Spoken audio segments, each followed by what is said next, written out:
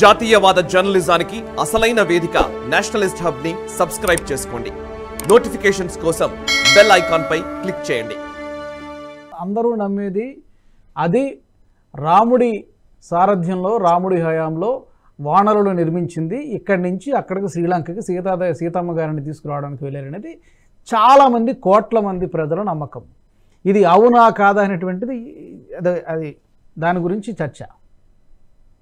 అదే అందుకనే చెప్తున్నాను కదా, వాళ్ళ నమ్మకాన్ని మనం కాదనలేము. అక్కడికి వెళ్ళి శ్రీలంక ఏమో రామాయణ సర్క్యూట్ కూడా పెట్టింది.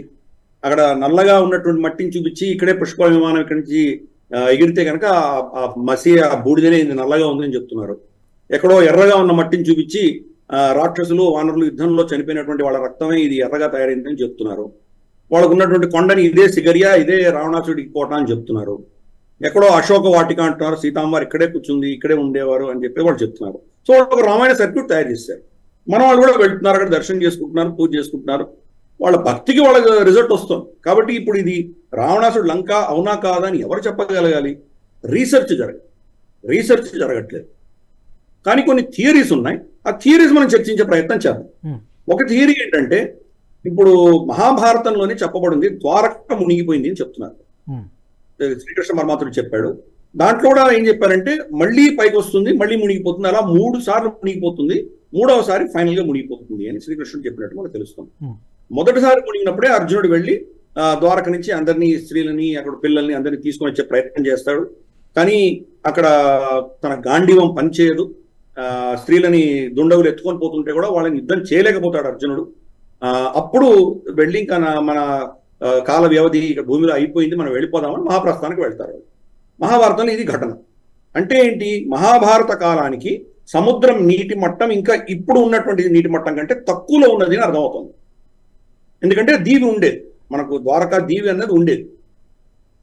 మనం అదే సైంటిఫిక్ గా మనం కనుక మనకి ఇప్పుడు మిలియన్స్ ఆఫ్ ఇయర్స్ మన భూమి ఎలా మార్పు చెందింది, మనకు ఐసేజ్ ఎలా వచ్చింది, అక్కడి నుంచి మంచు ఎలా కరిగి సముద్రాలు పెరిగాయి, మళ్ళీ కోల్డ్ ఇయర్స్ ఎలా వచ్చాయి, సముద్రాల్లో నీళ్ళని మళ్ళీ మంచు కట్టిపోయి మనకి ఎలా సముద్ర మట్టాలు తగ్గినాయి, వీటన్నిటికి కూడా కొన్ని మిలియన్స్ ఆఫ్ సంవత్సరాల్లో భూమికి జరిగినటువంటి చరిత్రని సైంటిఫిక్ గా మన వాళ్ళు చాలా మటుకు దాన్ని డాక్యుమెంట్ చేయగలిగారు.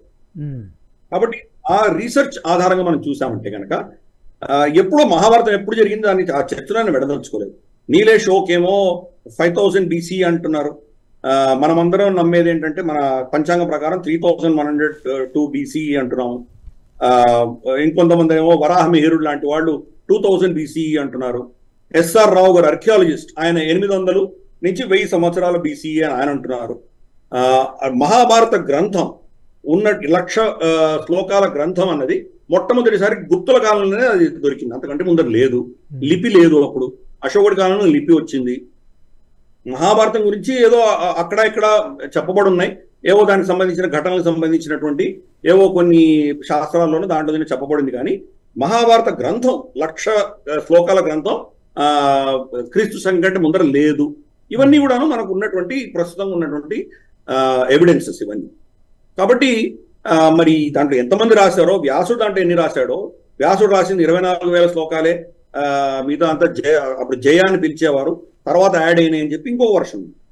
వీటన్నిటికీ సైంటిఫిక్ గా, లింగ్విస్టిక్ గా ఇవన్నీ స్టడీ చేసి జెనెటిక్ గా క్లైమేట్ చేంజెస్ గురించి స్టడీ చేయవలసిన ఆవశ్యకత ఉంది. ఇందాక నేను చెప్పినట్టు ప్రభుత్వాలు చెయ్యవు, కాంగ్రెస్ ప్రభుత్వాలు చెయ్యవు, ఎందుకంటే రాముడే లేడు అన్నాడు కాబట్టి. ఇప్పుడు బీజేపీ ప్రభుత్వం కూడా చెయ్యదు. ఎందుకు? ఒకవేళ సైంటిఫిక్ స్టడీలో రమానంద్ సాగర్ తీసినట్లు కాకుండా, బిఆర్ చోప్రా తీసినట్లు కాకుండా భిన్నంగా అక్కడ రిజల్ట్స్ వచ్చాయంటే వాళ్ళకు అక్కర్లేదు. కాబట్టి ఎవరికి అక్కర్లేదు సత్యం. ఈ వీడియో మీకు నచ్చినట్టయితే లైక్ చేయండి, 10 మందికి షేర్ చేయండి. అలాగే కామెంట్ల రూపంలో మీ అభిప్రాయాలను మాతో పంచుకోండి. Nationalist hub group of channels ను సబ్స్క్రైబ్ చేసుకుని తెలుగునాట జాతీయవాద జర్నలిజాన్ని ప్రోత్సహించండి. ఈ వీడియో కింద ఉన్న బెల్ ఐకాన్ పై క్లిక్ చేయడం మర్చిపోవద్దు.